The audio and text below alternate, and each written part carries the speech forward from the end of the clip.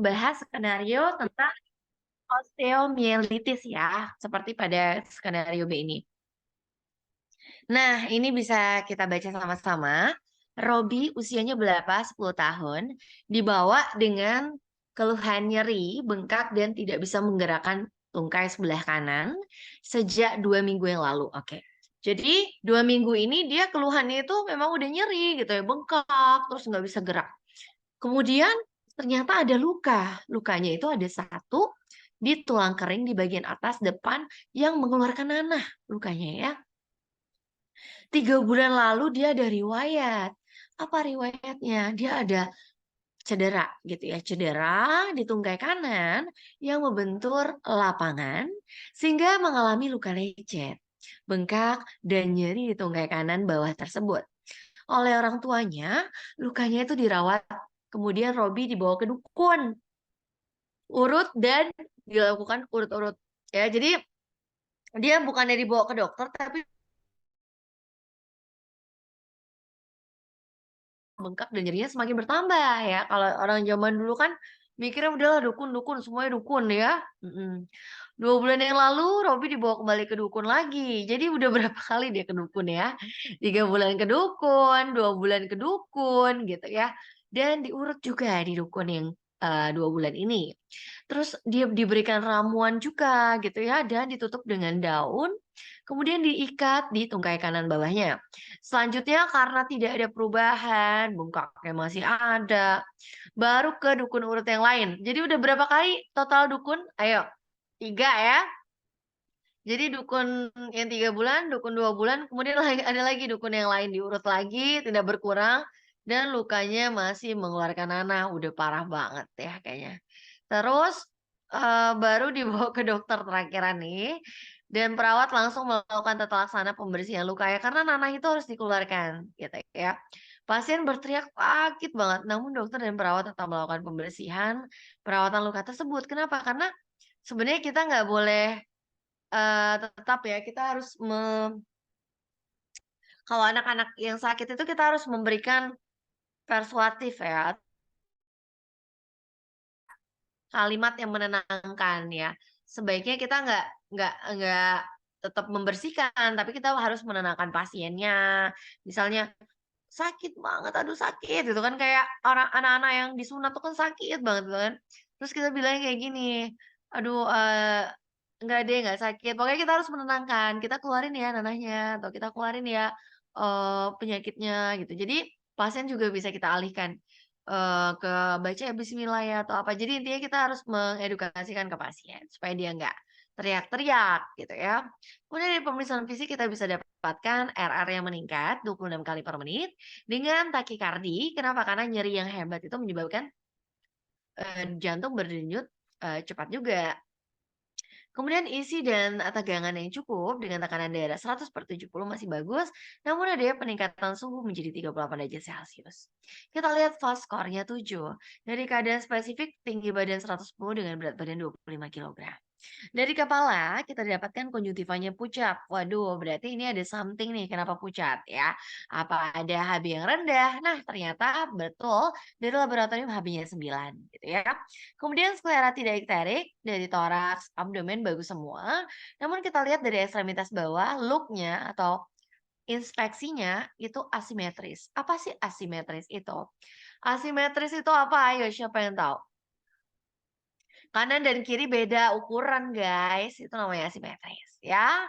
Kemudian ada deformitas. Apa sih deformitas itu? Perubahan bentuk guys. Jadi misalnya, bentar ya. Bentuknya normalnya kayak mana sih kaki kan? Dia agak ada perubahan bentuk gitu karena mungkin ada yang bengkak atau ada yang fraktur gitu.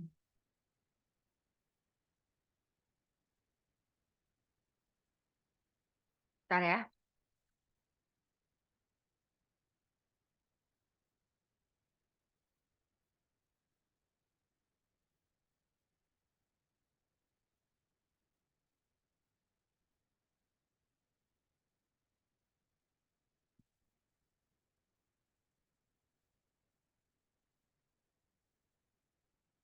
Oke, jadi kita lanjut.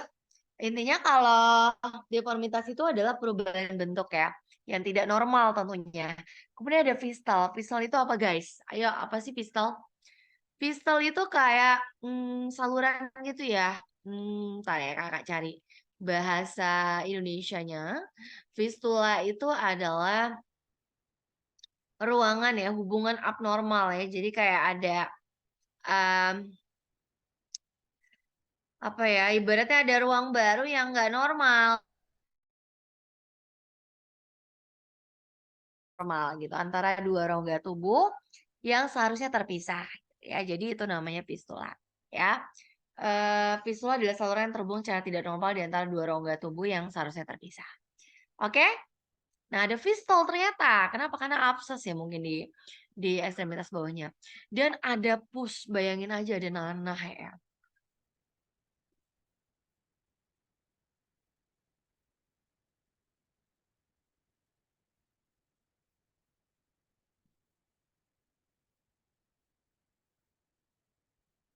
Ntar ya, sama celana.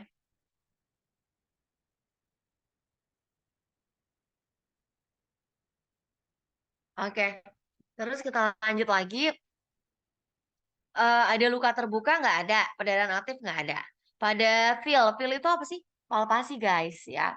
Palpasi ada nyeri tekan guys. Berarti pas ditekan sakit. Krepitasi nggak ada, berarti bukan suatu apa? Kalau ada krepitasi itu kayak osteoartritis, pengapuran gitu ya. Dan teraba tegang pada kulit regio proximal cruris anterior dextra. Kemudian dari move-nya, aktif nyeri saat ekstremitas inferior dextra digerakkan oleh Robi. Oke. Nah, kemudian dilakukan pulsasi,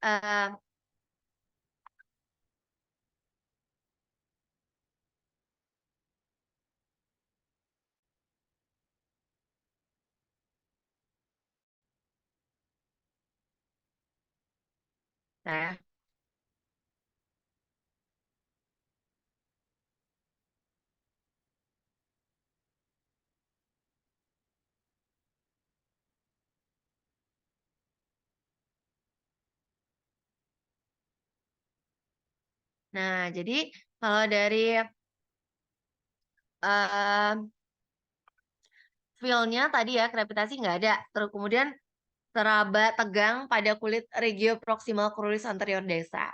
Kemudian move itu apa sih? Gerakan. Jadi pasien disuruh gerakin, baik secara aktif, kalau aktif itu maksudnya apa? Pasien gerakin sendiri, kalau pasif kita yang gerakin, sendi tersebut. Itu kalau aktif tuh pasien disuruh gerakin, ternyata nyeri gitu ya, saat digerakkan sendiri oleh Robi. Kemudian pasifnya gimana? Pasifnya ketika kita gerakin, sendi sulit dinyukai ya, karena dia mengeluh sakit. Kemudian pulsasi arteri dorsalis pedis masih dirasakan, berarti masih ada aliran darah ke daerah tersebut dengan ekstremitas bawah sinistra dalam batas normal. Dari pemeriksaan penunjang yang kita dapatkan adalah HB-nya 9, itu menandakan ke suatu kondisi adanya anemia ya, dan adanya peningkatan leukosit. Kenapa? Karena tinggi sekali 16.000 ya. Berarti ada infeksi, guys. Nah, ini adalah anatominya. Nanti kalau kalian ditanya anatomi pada kasus ini bagaimana, yang kita harus tahu adalah anatomi osteum, mana tulang itu terdiri dari apa ya, ibaratnya wilayah ya. Ini disebut epiphysis. Jadi bagian atas ini adalah proximal epiphysis. Ini bisa teman-teman lihat ya. Proximal epiphysis, kemudian ada metaphysis. Nah, ini sering ya. Ini sering banget di apa ya, dijelaskan ya bahwa metafisis ini merupakan bagian yang banyak banget pembuluh darah yang kaya akan vaskularisasi, di mana sifatnya itu adalah pertumbuhan ya. Jadi cakram metafisis ini penting gitu ya. Kemudian kita bisa lihat diafisis. Diafisis ini yang divisis ini yang tengah-tengah. Kemudian ada metafisis yang tadi dan distal epifisis gitu ya. Itu bagian-bagian dari tulang. Kemudian kita masuk ke dalam lebih dalam lagi, itu ada namanya spongy bone. Kenapa? Karena bentuknya kayak spong, ada rongga gitu ya. Kemudian ada epiphyseal line ini ya. Jadi dia ini pertumbuhan tulang kalau pada anak-anak nih, ya. Kemudian ada red bone marrow. Nah, di sini di bone marrow atau sumsum tulang ini merupakan tempat baik, darah merah, darah putih, itu semuanya dibentuk di hematopoietik, sumsum tulang. Kemudian kita bisa lihat compact bone, kemudian ada artikular cartilago ya, dan ada periosteum merupakan lapisan pelindung tulang ya. Kita masuk ke lapisan tulang. Jadi, permukaan luar tulang paling luar itu disebut apa? Periosteum ya, gitu. Pokoknya kalau kulit itu namanya periosteum. Kayak ini selaput pembungkus jantung apa namanya? Perikardio gitu. Pokoknya peri-peri itu pokoknya luar ya, gitu ya. Oke, ingetnya gitu aja. Perikardium pembungkus jantung. Pembungkus tulang disebut periosteum. Oke?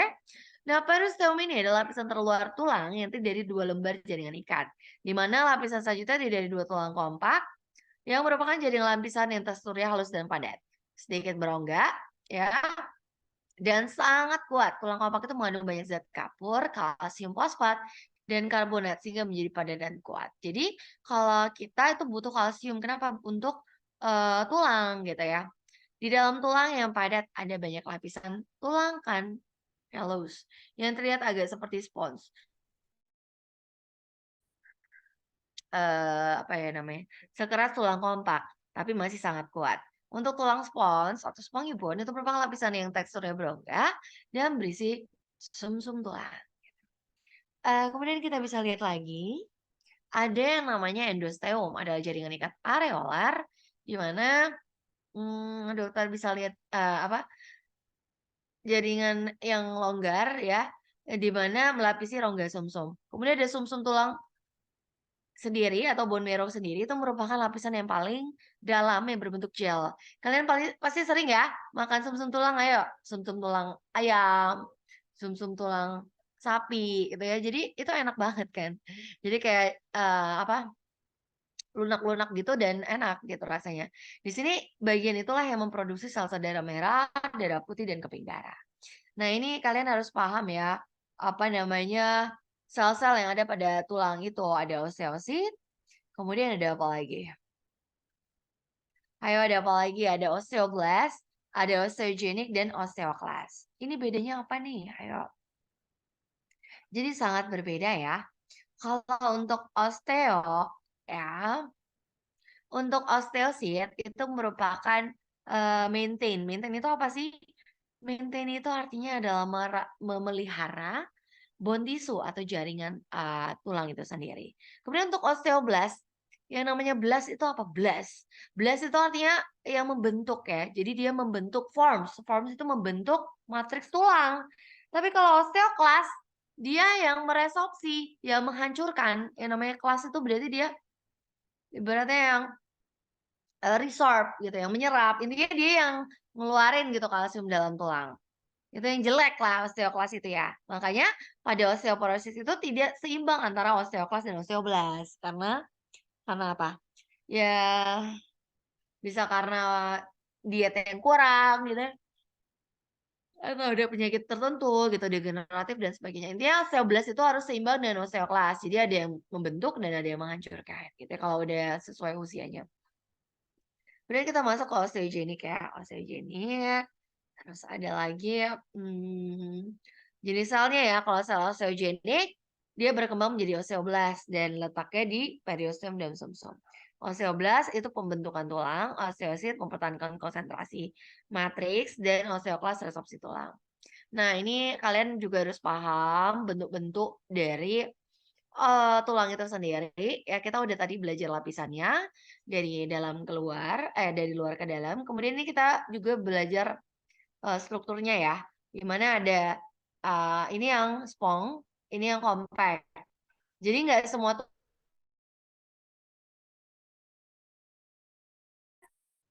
ada yang namanya, apa, Haversian system. Haversian system ini ya, yang ini bisa dilihat, yang bulat ini.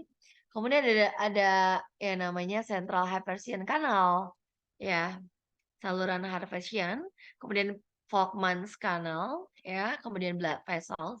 Makanya sebenarnya, tulang itu ada yang menutrisi yaitu pembuluh darah.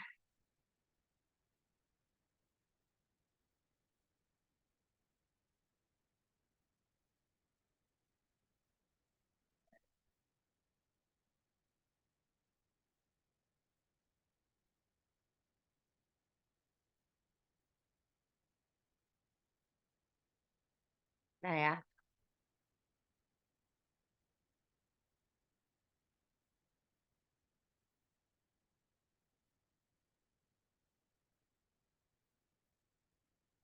Oke, kita lanjut ya.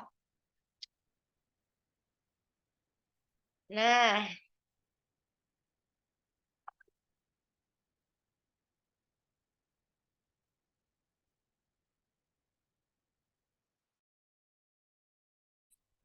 Harversian system. Nah, ini ya, keren ya namanya Harversian. Apa sih artinya? Jadi Harversian system ini adalah kumpulan ya dari tulang-tulang apa ya, bagian tulang gitu ya. Dimana kita tahu ya jaringan tulang itu adalah jaringan yang terdiri dari banyak sel atau osteon. Osteon itu kan adalah sel-sel tulang yang tersimpan dalam suatu namanya matriks. Matriks itu adalah sendiri terdiri dari atas kolagen dan endapan garam mineral, terutama kapur dan kalsium. Nah, untuk matriks tulang sendiri itu 70%-nya adalah garam anorganik, 30%-nya adalah matriks organik, di mana 95%-nya adalah komponen organik yang dibentuk dari kolagen. Sisanya sendiri dari substansi dasar proteoglikan dan molekul-molekul non-kolagen. Kemudian ada sel osteoprogenitor, yaitu sel induk osteon yang belum berdiferensiasi menjadi sel osteosit yang terdapat pada Haversian sistem, periosteum, dan endosteum. Kemudian ada yang namanya sel osteoblast tadi ya. Kita udah jelasin yang namanya osteoblast itu artinya yang membentuk ya. Di mana terdapat pada periosteum dan berfungsi untuk membentuk tulang dan mensintesis komponen matriks tulang. Kemudian ada sel osteosit ya. Dan juga osteosit itu adalah sel matur yang ditemukan terbungkus di dalam lapisan matriks yang telah mengalami mineralisasi dalam matriks tulang. Kemudian osteosit terdapat dalam lakuna, sedangkan jaluran-jaluran sitoplasma terdapat dalam saluran-saluran halus yang disebut kanalikulit. Nah, ini ya. Jadi pada kasus ini kita masuk ke osteomielitis. Apa sih osteomielitis itu? Ayo apa? Jadi yang namanya osteo itu berasal dari kata tulang. Mielitis itu adalah apa? Inflamasi kalau ada tis-tisnya ya. Jadi adalah proses inflamasi pada tulang akibat infeksi ya. Infeksi apa? Jadi inflamasi itu bisa banyak ya, bisa autoimun, bisa keganasan, bisa apa. Kalau osteosarkom itu karena keganasan. Kalau mielitis itu karena peradangan. Peradangannya karena infeksi gitu ya. Akibat apa? Bakteri piogenik. Kenapa sih bisa masuk bakterinya? Awalnya ada luka. Luka itu menjadi vokal infeksi sebagai site ya. Enter site atau apa ya, tempat masuk kuman itu masuk ke dalam tulang. Sehingga akan menginfeksi tulangnya lebih dalam gitu ya. Dan sumber infeksi akan menyebar secara hematogen yang secara langsung akan berinokulasi dari fokus infeksi yang berdekatan. Infeksi lokal, akut atau trauma tulang. Jadi ini adalah bentuk tulang ya. Dimana kalau ada lubang yang menghubungkan antara dunia luar dengan dunia dalam yaitu tulang, itu lama-kelamaan absesnya akan membesar dan akan menjadi tempat masuknya kuman. Berdasarkan durasinya, baik osteomielitis akut, osteomielitis subakut, dan kronis. Nah, patogenesisnya apa sih? Jadi dari trauma ya, penyebaran dari infeksi yang berdekatan, hematogenus, dan operasi. Nah, untuk berdasarkan sistemnya, itu ada klasifikasi Wald-Vogel. Osteomielitis diklasifikasikan berdasarkan durasinya ya. Jadi ada durasi yang apa namanya, apa yang akut ya, kalau akut kurang dari 2 minggu. Kayaknya kalau kasus kita bukan yang akut ya. Kenapa? Karena dia udah berkali-kali ke dukun. Udah 3 minggu lebih lah, udah 4 minggu kayaknya ya. Jadi udah osteomielitis kronik, bukan akut lagi. Karena udah pindah-pindah tangan kemana-mana. Udah 3 dukun yang didatengin ya. Jadi osteomielitis hematogen akut ini kurang dari 2 minggu. Yang namanya akut kan udah 2 minggu ya. Di mana ada vokal infeksi yang masuk, dan ada trauma sebagai terbentuknya abses tadi ya. Nah, kalau hematogen subakut di atas 2 minggu ya. Sebenarnya kita tuh kita berapa sih tadi? 2 minggu atau kalau nggak salah udah lebih dari bentar ya. Kita ini satu nyerinya 2 minggu, tapi dia ini udah ada 2 bulan lalu ya ke tukang urut. Jadi sebenarnya dia itu udah lama, guys, karena dia udah ke tukang urut berkali-kali, ya. Udah lama ini nih sebenarnya, bukan udah kronik. Ya bukan udah akut, tapi udah lama. Karena awalnya itu dari tukang urut itu, gitu. Ya jadi dia tuh sebenarnya udah mengalami suatu luka gitu di, apa, jaringan tulangnya gitu ya. Jadi biasanya kalau ada, vokal infeksi, ya dia akan bisa masuk ke dalam tulang lebih dalam, ya. Jadi bedainnya apa sih, gimana sih caranya? Dari durasi ya, kalau akut durasinya baru 2 mingguan, kalau subakut antara 2 sampai 4 minggu, kalau kronik di atas 4 minggu. Nah, kita lanjut lagi ke bentar ya. Nah, ini ya, kita lanjut ke sumber infeksi. Jadi kalau bedanya, dari sumber infeksi bedanya apa? Ada post trauma osteomyelitis. Kayak kasus kita ini post trauma. Kenapa? Karena dia dari main sepak bola kan. Ada trauma nih, ya jaringan kerusakan vaskuler menyebabkan edem, hematom, jadi ada fragmen tulang yang mati, ada luka terbuka yang berhubungan dengan atmosfer atau lingkungan luar, sehingga itu akan menjadi vokal infeksi bakteri masuk ke dalam tulang, gitu ya. Kemudian ada GERD sclerosing osteomyelitis. Ada multifocal non-suppurative osteomyelitis. Nah, kalau GARE sclerosing osteomyelitis ini itu yang non-suppuratif, jadi nggak ada pusnya gitu ya. Jadi nggak ada abses. Kalau pada kasus kita kan ada pusnya gitu ya. Dan ada multifocal non-suppurative osteomyelitis juga. Nah, ini ya, ini gambar-gambarnya guys. Jadi kalau ini yang post traumatik, jadi biasanya ada luka gitu ya. Menjadi apa ya, tempat masuknya infeksi tersebut. Kalau gare yang seperti itu gare, ya jadi nggak ada abses, nggak ada supuratif, tapi murni dia tuh ada kayak bengkak gitu ya. Nah kalau multivokal juga dia non supuratif, tapi dia itu kayak adanya lesi di dalamnya gitu, yang banyak multivokal ya. Nah, terus juga ada jenisnya. Ada berdasarkan ini buku Robin Kumar ya. Dari Robin Kumar ada 2 macam infeksi tulang ya. Jadi ada osteomyelitis pyogenic hematogen, ada yang TB. Nah, ini juga dari Robin Kumar. Oke, jadi apa sih yang hematogen osteomyelitis pyogenic itu? Jadi dia biasanya dari darah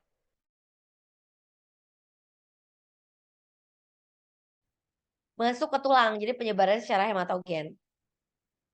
Makanya kalau dari darah kita lakukan kultur darah, kita untuk mengetahui jenis bakteri apa yang ada di darah tersebut ya. Nah, kemudian manifestasi dari osteomyelitis pyogenic ini apa? Demam, ya demamnya ya sistemik, kemudian nyeri setempat dan kemerahan pada pembengkakan. Nah, kalau osteomyelitis TB kayak mana sih? Nah, itu penyebabnya adalah Mycobacterium tuberculosis, di mana dia mengenai rongga sendi, tulang panjang, dan tulang belakang. Manifestasinya juga deformitas, kifosis, dan skoliosis ya. Nah, ini etiologinya ya. Jadi kalau untuk etiologinya sendiri itu Coccus gram positif, di mana ada Staphylococcus aureus ditemukan pada dewasa ya dan anak. Kemudian pada ada grup A. Oke. Jadi grup A beta hemolyticus streptococcus dan ditemukan pada infeksi kulit kronik. Ya, kemudian untuk grup B itu ditemukan pada bayi baru lahir. Kemudian ada alpha hemolytic diplococcus. Nah, untuk bakteri gram negatif ada Haemophilus influenza ya. Biasanya dari ISPA nih gitu ya. Atau Kingella kinge ya, infeksi yang didahului dengan ISPA pada anak. Kemudian untuk bakteri gram positif lainnya ada E. coli, ada Pseudomonas aeruginosa dan Proteus mirabilis ya. Nah, ini ya faktor resikonya. Nanti kalau ditanya, "Kenapa sih anak ini bisa osteomyelitis?" Ayo. Kenapa? Karena nggak semua bisa osteomyelitis. Jadi yang pertama adalah karena adanya luka. Kalau ada luka, ada penghubung antara dunia luar dengan tulang tersebut, ya bisa masuk bakteri apapun gitu ya. Atau adanya nekrosis atau selnya mati gitu ya, atau adanya infeksi ya tadi ya, bisa dari telinga, sinus, atau dari darah, hematogen. Jadi ada penularan langsung dari sekitarnya, atau ada fraktur. Fraktur yang compound, di mana prosedur operasi dan luka tusuk biasanya melukai tulang pokok yang sering menyebabkan traumatik. Kemudian ada penderita DM nih, kenapa? Karena pada pasien DM itu terjadi imunokompromis atau penurunan dari sistem daya tahan tubuh sehingga dia akan mudah terjadinya infeksi gitu ya.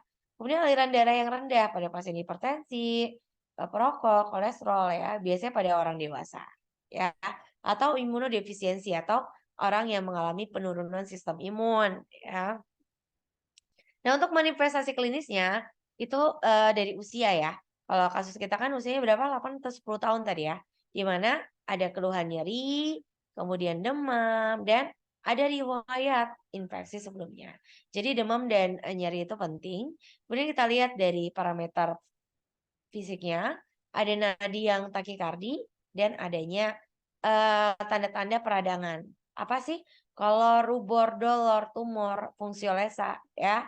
Nah, untuk bayi baru lahir sampai dengan usia 1 tahun, itu biasanya juga terjadi, resiko ya. Atau kalau pada dewasa juga dari WDM atau infeksi hematogen gitu ya. Jadi kalau pada kita kasusnya yang anak ini ya. Nah, kita lanjut ke, eee, ini, nanti kalau ditanya mekanismenya gimana sama tutornya, ini mekanismenya. Jadi mekanismenya adalah, adanya mikroabses kecil.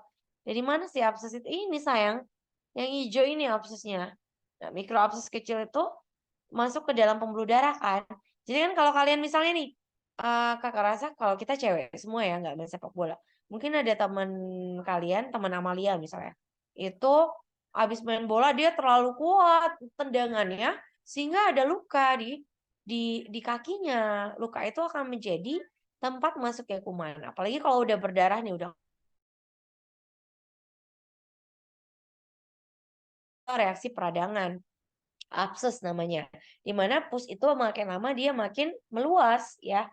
Meluas ya, dan juga dia akan menyebar ke mana-mana. Salah satunya bisa ke tulang gitu ya, ke daerah sekitarnya ya. Inilah yang, disebut, apa ya, nanah itu gitu ya.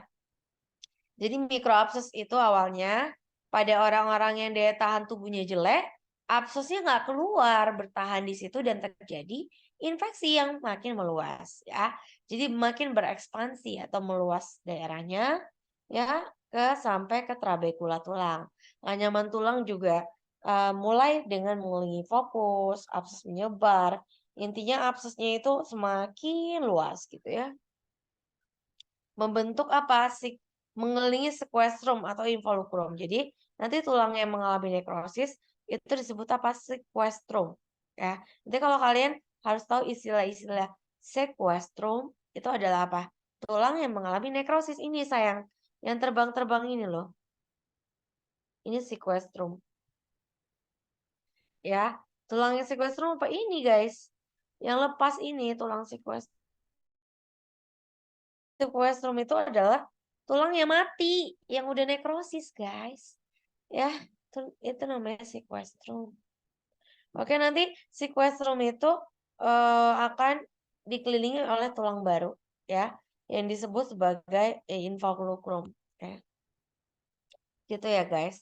Kemudian infeksi akan terjadi pada vaskularisasi kan. Awalnya di metafisis dulu, karena apa tadi kakak jelasinnya metafisis adalah bagian yang kaya akan pembuluh darah. Makanya biasanya infeksi itu di banyak pembuluh darah dulu. Di metafisis tuh paling sering ya.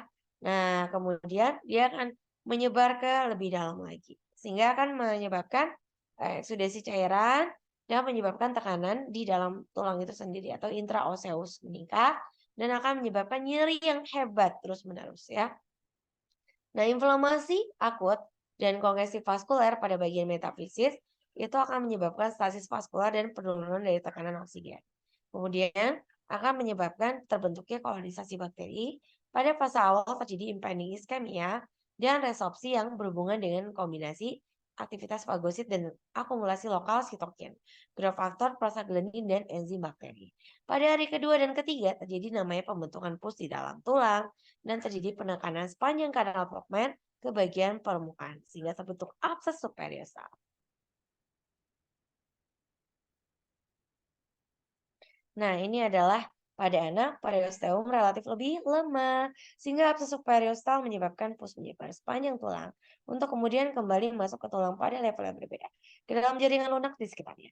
Apabila metafisis terdapat di dalam metrakaskular, panggul bahu dan lutut, pus bisa menyebar dari periosteum ke dalam sendi. Absces subperiostal itu akan menimbulkan manifestasi berupa deformitas pada ekstremitas. Nah, ini ya. Jadi ini adalah proses pembentukan atau proses progresivitas dari absesnya. Jadi nanti, akan terjadi nanti kalau kalian ditanya, "Kenapa bisa nyeri pada tulangnya?" Kenapa? Ya kenapa. Jadi ini guys, jadi dari penekanan intraoseus. Jadi, apa, pusnya itu menekan ke dalam guys, nyeri banget itu, ya. Jadi, hal itu akan menyebabkan penurunan suplai darah sehingga akhirnya juga tulangnya akan mati. Dan juga akan terjadi, eee, apa ya, granulasi ya, pertumbuhan tulang yang baru karena kan tulang yang lama mati. Batas antara tulang yang hidup dengan tulang yang mati akan menjadi jelas dan serpihan tulang mati akan menyebar sebagai sekuesta. Ya, itu berbahaya sekali.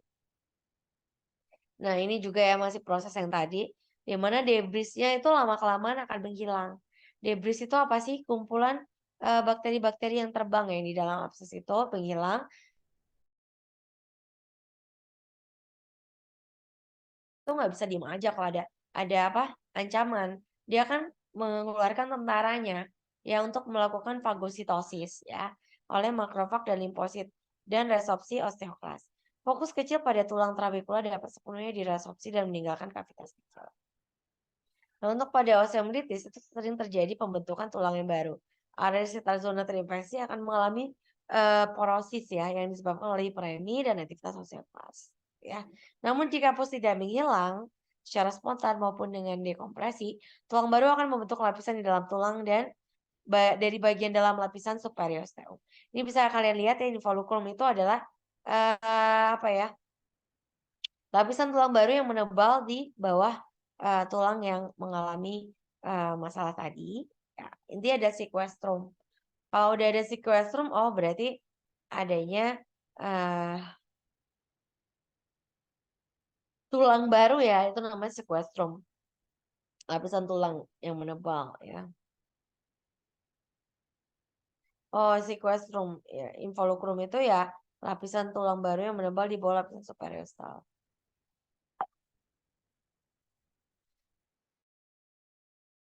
Jadi sebenarnya gini, jika infeksinya terkontrol, apa yang terjadi guys?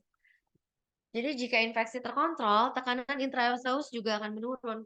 Jadi pada fase awal, tulang yang berada di sekitar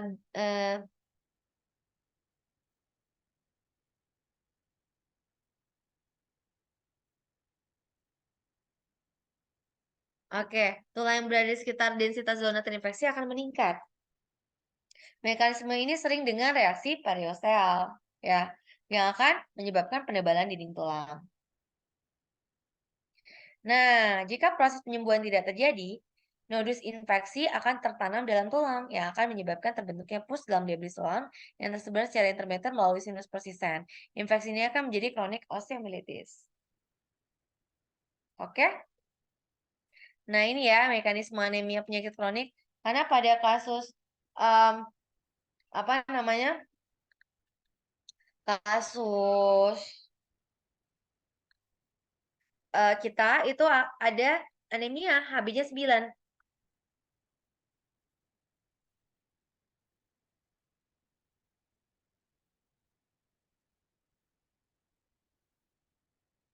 Oke, jadi kalau mekanisme anemia penyakit kronik ini berawal dari yang namanya eh, chronic inflammatory process ya. Jadi adanya proses inflamasi yang kronik ya, di mana sitokin meningkat, yang akan menyebabkan hepsidin meningkat, hiposideremia, peningkatan retensi dari matriksnya ya, kemudian akan terjadi penurunan dari plasma besi, sehingga akan terjadi anemia normositik atau anemia penyakit kronis ya. Jadi pada anemia penyakit kronis itu dari peningkatan hepsidin itu ya. Jadi hepsidin itu akan menyebabkan apa? Penyerapan besi akan terganggu ya, sehingga akan terbentuklah anemia yang bentuknya apa? Normositik, normokrom, hipokrom ya. Normositik, normokrom, sorry, gitu ya. Jadi inflamasi kronik pada osteomelitis itu akan menyebabkan peningkatan pelepasan sitokin proinflamasi terus-menerus, yang akan menyebabkan IL-6 akan memproduksi hepsidin. Nanti ditanya, siapa yang produksi hepsidin? IL-6 ya. Dan menurunkan pelepasan feros ya. Fe itu adalah besi maksudnya ya, oleh sel hepatosit. Sehingga nanti iron akan menurun ya. Itu ya dari kenapa ya, makanya kalau orang-orang yang penyakit kronis kayak TBC, kayak ada sakit-sakit yang kronis itu biasanya anemia karena ada hepsidin ini. Hepsidin itu akan menghambat absorpsi dari besi dan juga akan terjadilah penurunan dari proses eritropoiesis tidak efektif sehingga pembentukan HB juga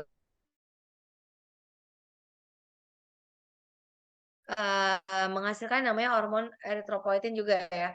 Jadi bukan menghasilkan, IL-1 menyebabkan penurunan dari EPO atau eritropoietin. Sehingga kalau eritropoietin menurun, otomatis pembentukan eritrosit juga menurun. Kenapa? Karena eritropoietin itu adalah hormon untuk pembentukan sel darah merah ya.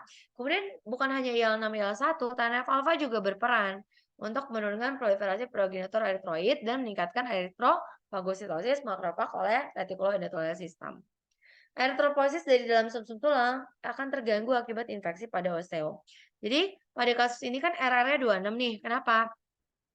Jadi berawal dari HB dan eritrosit yang menurun, suplai darah dan oksigen ke jaringan perifer berkurang, tubuh berkompensasi dengan meningkatnya suplai oksigen melalui pernafasan dan akhirnya sesak napas ya.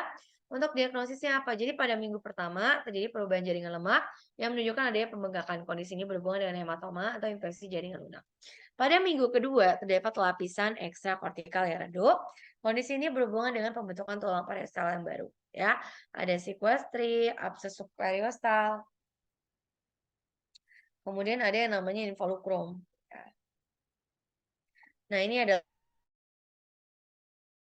orang yang mengalami infeksi di tulangnya, itu akan terjadi pembengkakan jaringan lunak. Kemudian ada reaksi periostal, korteks irregular, dan demineralisasi.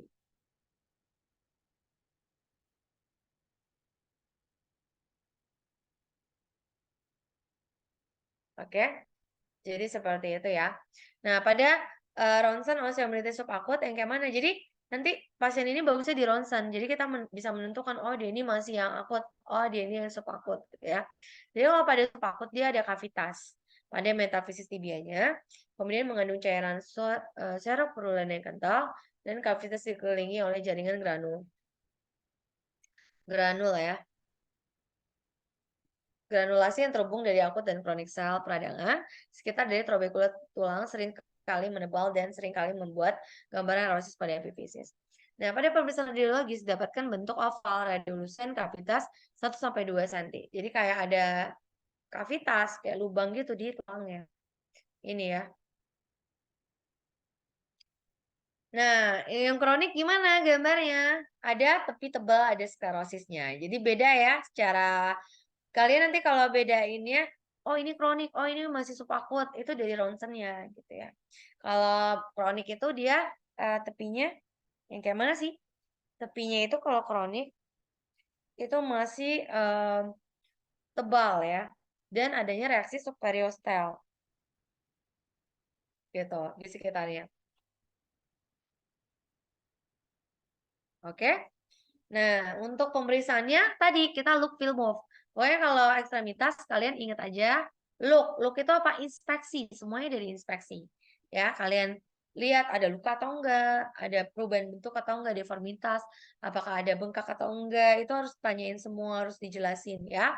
Feel itu adalah perabaan. Kalian tekan, tekan raba nih. Oh, hangat.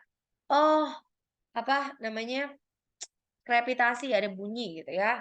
Oh, ada nyeri tekan. Pas kita tekan, pasiennya nyeri gitu ya. Move itu untuk melihat pergerakannya ya, baik aktif maupun pasif. Nah, ini kita lihat pemeriksaan yang bisa kita lakukan. Jadi bisa pemeriksaan laboratorium ya, berupa aspirasi dari pusnya. Jadi pusnya dari tulang tadi ya, yang dihasilkan dari abses tadi itu kita lakukan kultur untuk menentukan penyebab organisme yang mana. Kemudian kita bisa lakukan pemeriksaan CRP dan laju undap darah serta kita lihat darah rutinnya apakah ada peningkatan leukosit yang mengindikasikan adanya suatu infeksi gitu ya. Nah, ini nyeri kardinal pada pasien-pasien osteomielitis, ada nyeri, demam. Tanda-tanda kardinalnya ya, ada nyeri, demam, berat badan turun, leukosit meningkat, laju undap darah meningkat, dan CRP meningkat. Faktor resikonya seperti trauma, luka, diurut-urut dan diberikan daun, ya diikat itu benar-benar parah banget ya, udah 3 kali dia ke dukun ya. Karena nggak diobatin, cuma dikasih apa ya, ramuan-ramuan yang kita nggak tahu itu steril atau enggak ya, pasti nggak steril ya. Kemudian, ya nggak ada perubahan malah makin banyak nanahnya, ya. Kemudian pemeriksaan fisik juga didapatkan nyeri dan temperatur 38. Ya, jadi pemeriksaan penunjang juga ada Hb9,5 yang mengindikasikan adanya anemia, leukosit 16.000 adanya leukositosis. Ya, sehingga pada pasien ini perlu dilakukan ronsen dan dilakukan kultur untuk menentukan antibiotik apa yang sesuai. Nah, kalau 6 itu nyerinya sedang, ya.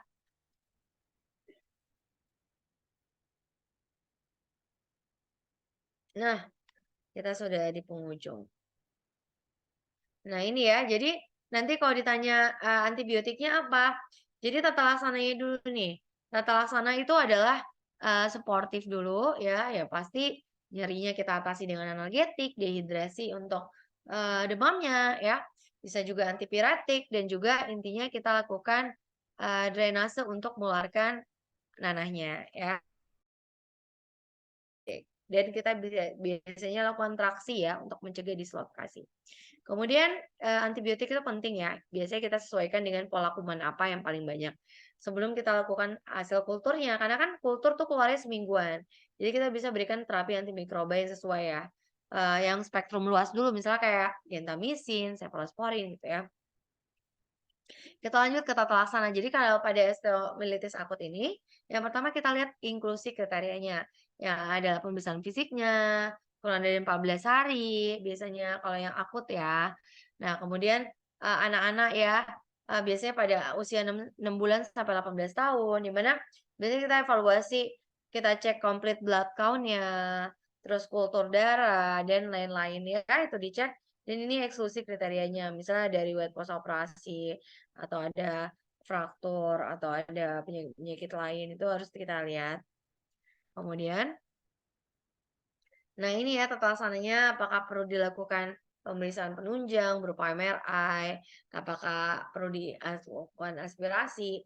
Nah, kita sebenarnya butuh lakukan antibiotik ya. Jadi usianya kalau di atas 3 tahun kita pakai clindamycin ya gitu. Nah, kemudian, kita juga bisa lakukan penegakan diagnosis ya, sesuai dengan guidance, gitu. Nah, ini ya, ini adalah, kriteria antibiotik yang bisa kita pakai, bisa amoxicillin gitu ya. Kemudian ini adalah yang lain ya. Jadi intinya kriteria pemulangan itu adalah biar kalau pasien nggak demam dalam 24 jam ya, tidak ada keluhan lagi, antibiotik juga bisa kita lakukan perencanaan untuk di rumah, misalnya dia dari, infus, ya injeksi kita bisa lakukan penyesuaian, kita alihkan ke yang minum ya, oral ya, sehingga bisa dilakukan perawatan di rumah. Nah, ini diagnosis yang bisa kita lihat, ya, diagnosis bandingnya ya, kalau cellulitis dia berarti di mana? Di jaringan kulitnya, ya. Kalau artritis supuratif akut, dia adanya nyeri tekan pada sendinya, ya, dan adanya gerakan pada sendi yang terbatas, ya. Kemudian kalau Streptococcus necrotizing myositis grup A beta hemolyticus, dia bisa menyerang otot dan adanya peradangan otot dan adanya septikemia, nyeri hebat dan pembengkakan seperti papan. Ini ya, ini diagnosis bandingnya. Kemudian ada rematik ya. Kalau rheumatoid itu kan adalah penyakit autoimun di mana dia menyerang sinovial dari sendinya juga dan biasanya dia berpindah dari satu sendi ke sendi lain dan dia biasanya bilateral atau sendi-sendi kecil ya banyak. Kemudian kalau krisis sickle cell juga bisa, ada juga penyakit Gaucher, ada pseudoasteitis, ada pembesaran limpa dan hati, kalau osteomielitis nggak ada. Nah, ini adalah yang harus kita lakukan ya komplikasinya.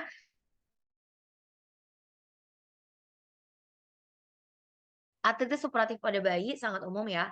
Nah, kemudian infeksi metastasis ya bisa terjadi ya kalau misalnya nggak kita lakukan segera terapinya, bisa meta-meta kemana-mana infeksinya atau adanya fraktur malah ya. Dan osteomyelitis kronis kayak kasus kita ini karena nggak diobat-obatin. Nah, kalian apa? 3A. Sebenarnya tata laksana awal kalian apa? Ayo. Kasih anti nyeri, analgetik, kasih antibiotik boleh ya.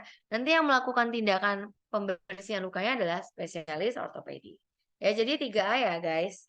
Jadi kalian berikan tata laksana awal boleh, lalu kalian rujuk ya. Untuk vitam functionam selectionemnya sebenarnya dubia et malam ya untuk yang seleksionomnya ya. Sebenarnya bentar. Kalau vitamin masih bagus ya, usianya masih muda, masih bisa balik lagi. Fungsinya juga masih bisa.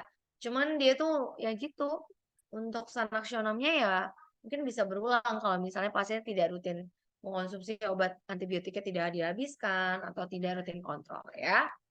Jadi seperti itu. Ini kerangka konsepnya ya. Jadi nanti oh ya, kasus kita itu kan pasien ini Robi ya, usianya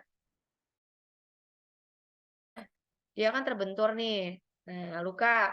Kemudian ada infeksi masuk, kemudian manajemen berulang akibat diurut-urut akan menyebabkan inflamasi, bakteri berkembang dan menyebar, akan membentuk abses yang makin lama makin meluas, sehingga akan menyebabkan peningkatan PGE2 dan akan merangsang demam, dan juga akan menyebabkan reaksi radang gitu, berupa kolor, rubor, tumor ya. Dan kolonisasi bakterinya akan membentuk yang namanya pus, sehingga lama-kelamaan akan menyebar ke sendi dan mengakibatkan deformitas dan juga akan terjadilah fistul ya. Nah, ini juga bisa kalian pakai, ini dari bahasa Inggris, cuman agak sulit juga. Tapi kalau ada yang nanya kenapa swelling, kenapa peningkatan CRP, ini ada semua di sini ya. Kalian pakai ini boleh. Kenapa nyeri tulang, kenapa terbentuk pus, kenapa ada sequestrum, itu bisa baca di sini. Oke? Ya, terima kasih. Gimana? Ada yang mau ditanyain nggak mengenai kasus kita?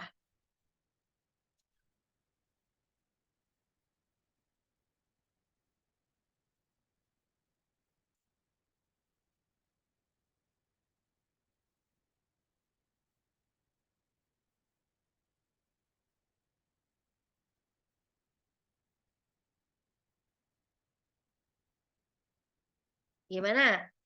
Belum ada yang bertanya nggak apa-apa. Nanti kalau ada yang mau nanya, chat kakak aja, bisa japri ya. Nggak apa-apa nanti kakak. Oke. Hubungan nggak usia jenis kelamin nggak kasus ini? Usia dengan jenis kelamin. Maksudnya hubungan dengan osteomelitis ya Nora.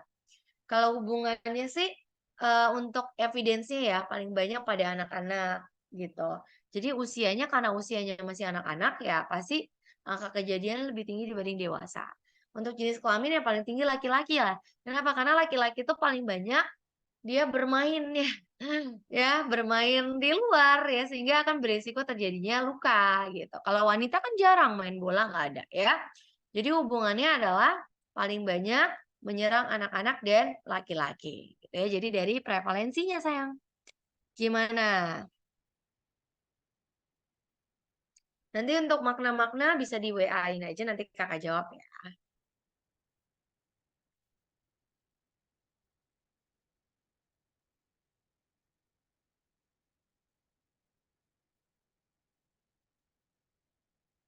Gimana Dita, Siva, Nisa, dan Nisyana, Wida, ada yang mau ditanyain nggak? Kak, izin bertanya, Kak. Boleh sayang, silakan. Kalau nanti pertanyaannya di grup yang Genom Blok 8 itu boleh nggak? Di Boleh, grup. boleh. Diganti aja jadi 9 ya. Bu- Kalau kakak ngomong kan nanti kalian ngetik ulang. Ya kan? Iya, Kak. Susah. Makasih, Kak. Mending sama-sama. Boleh diaktifkan kembali grupnya ya.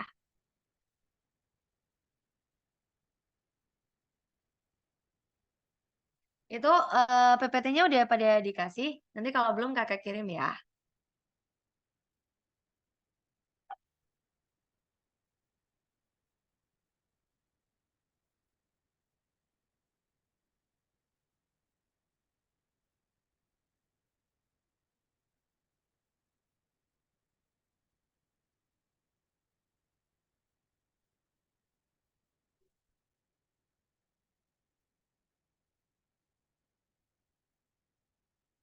Ya, kalau belum ada yang nanyain nggak apa-apa, nanti kita sambung di grup sayang. Oh udah ya, di WA-in aja kakak.